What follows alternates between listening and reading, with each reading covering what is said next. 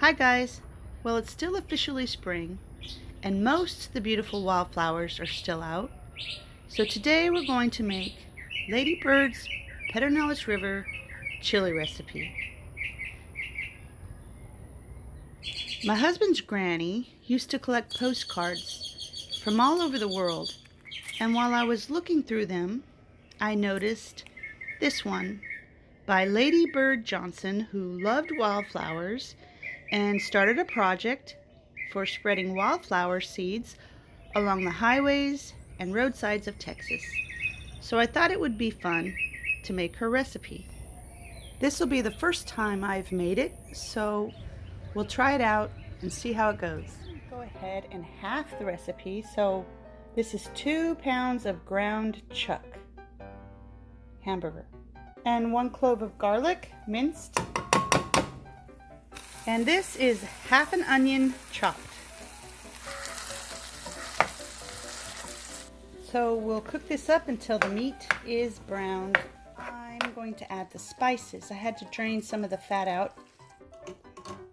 A half a teaspoon of oregano, a half a teaspoon of ground cumin, and then we need 3 teaspoons of chili powder. I'm going to stir this in.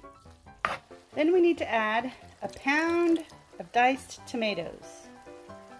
That's 1 can, and here's 2 cans, and they're undrained. And this chili recipe doesn't have beans in it because typically Texas chili doesn't have beans in it, but if you add beans, it tastes just as nice.